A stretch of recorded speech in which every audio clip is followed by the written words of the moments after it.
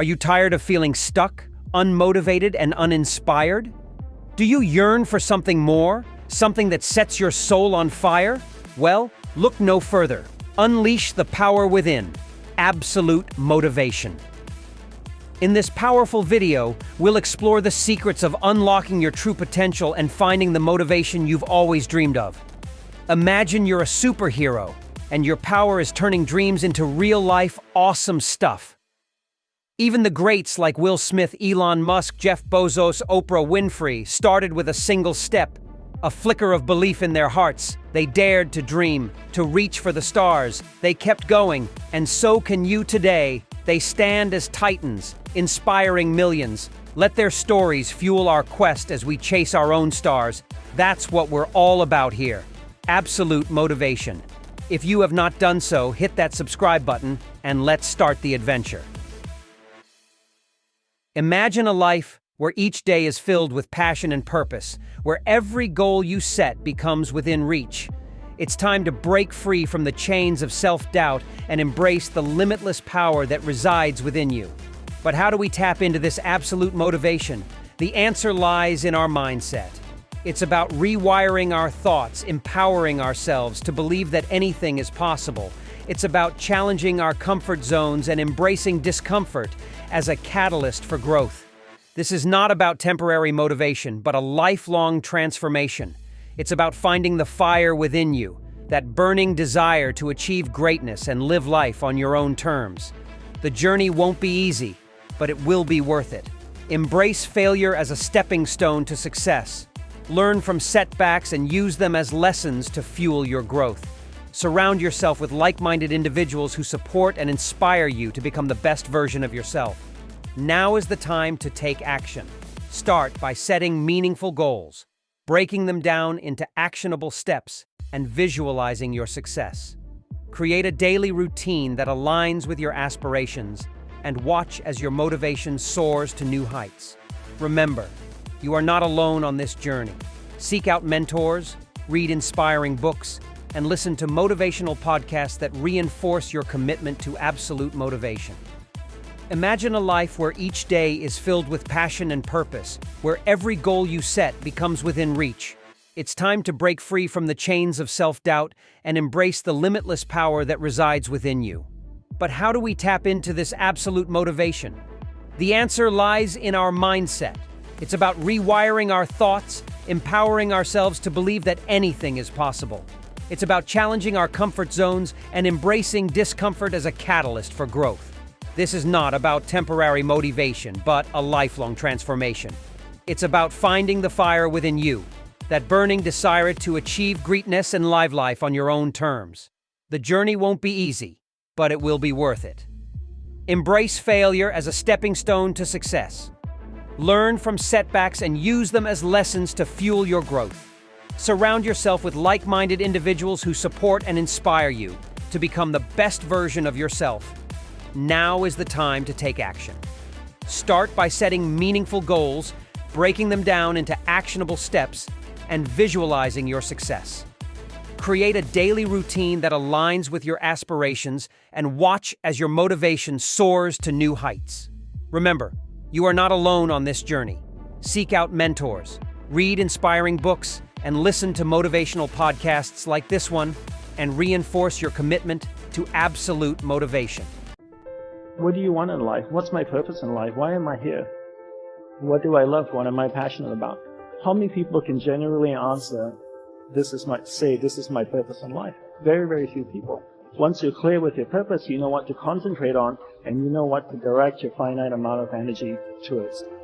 If you're conditioned, it's because you have allowed yourself to become that.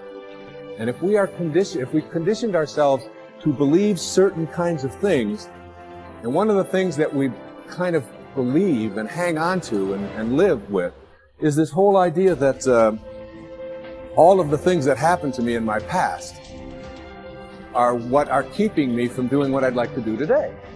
So we hang on to these things and we fill ourselves with blame. You have some options. Here you are exploring the variety of your environment and coming into alignment with who you really are, and then allowing all of that to flow through you too.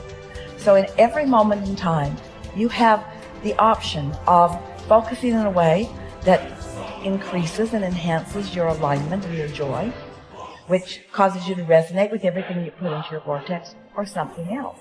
There really are not so many other choices, are there?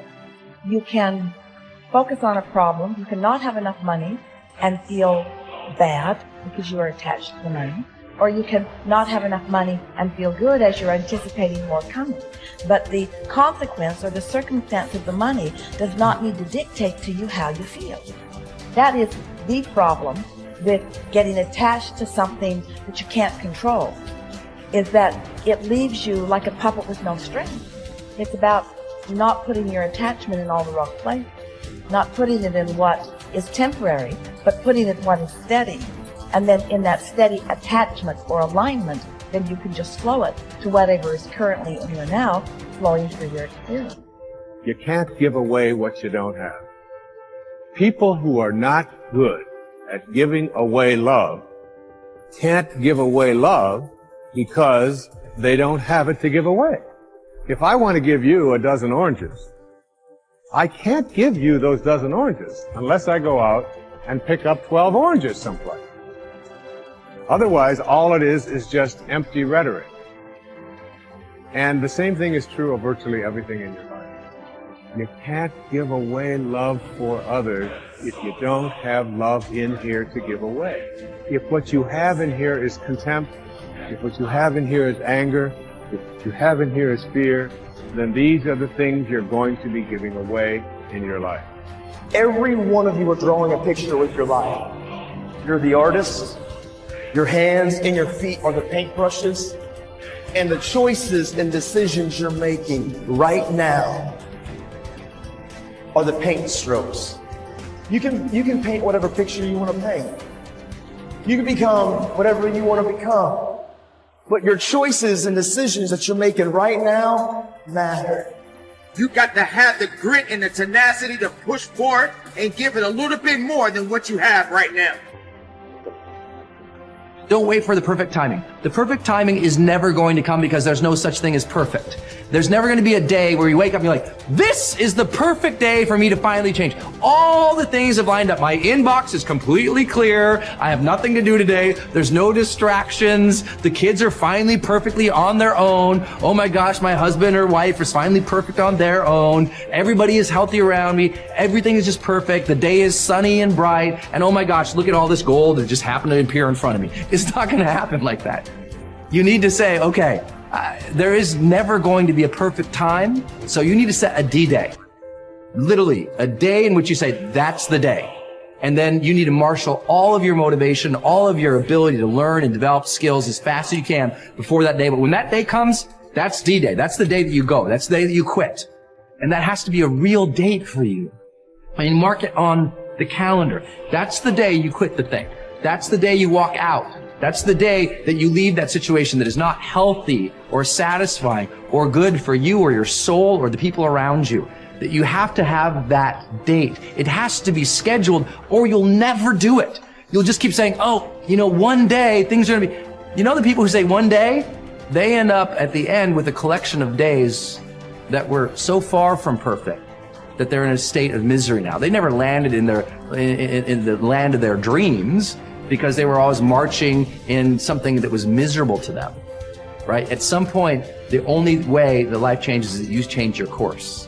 And don't wait for a perfect day. So what's your date?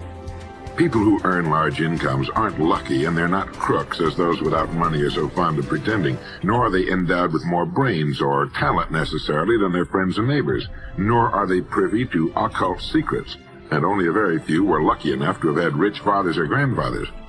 Most of the people earning the big incomes today started the same way you and I did, and most other people. The only difference between the men who earn big incomes and those who earn small incomes is that those earning big incomes decided to earn more. They're the people who made it their business to earn more. You see, people do what they make up their minds to do. So get rid of the ancient superstition once and for all that people who earn big money are special people, are lucky, or get the breaks, or had money to begin with, or knew someone, or are smarter, or anything else. These are alibis. They can all be disproved 1,000 times. The reason there are so many of these alibis around is that men who fail to make the grade financially are seldom honest enough to just admit that they really didn't try and keep trying. So in order to justify their failure, in order to remain seated, they dream up and pass along these old alibis. We're all self-made, but only the successful will admit it. The commitments we make to ourselves and to others, and our integrity to those commitments, is the essence and clearest manifestation of our proactivity. It is also the essence of our growth through our human endowments of self-awareness and conscience. We become conscious of areas of weakness, areas for improvement, areas of talent that could be developed, areas that need to be changed or eliminated from our lives.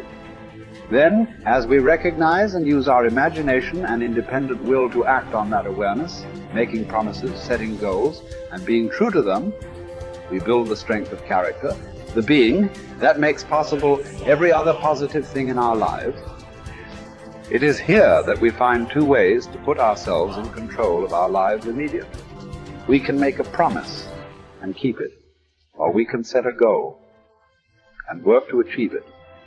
As we make and keep commitments, even small commitments, we begin to establish an inner integrity that gives us the awareness of self-control and the courage and strength to accept more of the responsibility for our own lives. By making and keeping promises to ourselves and others, little by little our honor becomes greater than our mood. The power to make and keep commitments to ourselves is the essence of developing the basic habits of effectiveness. Knowledge, skill, and desire are all within our control. We can work on any one to improve the balance of the three. As the area of intersection becomes larger, we more deeply internalize the principles upon which the habits are based and create the strength of character to move us in a balanced way toward increasing effectiveness in our lives. Get stronger. You can develop the muscle. You can develop the courage muscle. You can develop the inspiration muscle. You can develop the dedication muscle. You can get stronger. There isn't anybody here that can't get stronger. Next time we see you, may not even recognize you. How strong you're going to be able to become in language, in style, in personality, the ability to cope, the ability to handle with anything that happens, no matter what happens. And the third one is get better. We can all get better. I've gotten better. First talk I gave, I stood up, my mind sat back down. But here's the secret to my success. I stood up and did it again. Stood up and I did it again. And I did it again, and I did it again all those many years ago. I did it when I was scared, and I did it when I didn't want to, and I did it when I was ill. And I did it when it didn't work well, and I did it when they didn't appreciate it, and I didn't a lot of times when I didn't know much what I was doing. I just did it anyway.